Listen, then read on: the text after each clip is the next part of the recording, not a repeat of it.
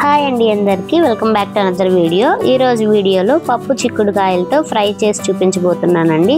పొడి పొడిగా టేస్టీగా ఉంటుంది, ఈజీగా కూడా చేసేసుకోవచ్చు. మరి ఎలాగో చూసేద్దాం. దీనికోసం 1/2 కేజీ దాకా నాటు చిక్కుడుకాయలు తీసుకొని ఒలిచేసుకొని కడిగేసి ముక్కలుగా కట్ చేసుకొని స్టీమర్లో పెట్టుకొని 10 నుండి 15 నిమిషాల పాటు ఆవిరి మీద ఉడికించుకోవాలి. అవి ఉడికిపోయిన తర్వాత తీసి పక్కన పెట్టేసుకొని చల్లారబెట్టేసుకోవాలి. ఇప్పుడు స్టవ్ మీద కడాయి పెట్టుకొని 4-5 టేబుల్ స్పూన్ల ఆయిల్ వేసుకొని వేడైన తర్వాత 1 టీ స్పూన్ తాలింపు గింజలు, 1 ఎండుమిర్చి, 4 పొడుగ్గా కట్ చేసుకున్న పచ్చిమిర్చి, ముక్కలుగా కట్ చేసుకున్న ఉల్లిపాయ 1 రెమ్మ కరివేపాకు వేసి తాలింపుని మంచిగా వేయించుకోవాలి. తాలింపు చక్కగా వేగిన తర్వాత ముందుగా స్టీమ్ చేసి ఉడికించి పెట్టుకున్న చిక్కుడుకాయ ముక్కలన్నిటినీ వేసేసి రుచికి సరిపడా సాల్ట్ కూడా వేసుకొని చిటికెడు పసుపు కూడా వేసి మూత పెట్టి చిక్కుడుకాయల్ని ఆయిల్లో చక్కగా మగ్గించుకోవాలి.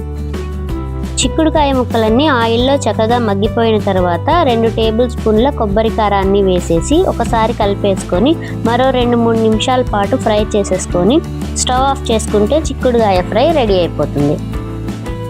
ఈజీగా చేసేసుకోవచ్చండి. స్పైస్ ఏమీ ఉండదు కాబట్టి పిల్లలు తినడానికి కూడా ఈజీగా ఉంటుంది. పప్పు చారు రసంలోకి పర్ఫెక్ట్ కాంబినేషన్.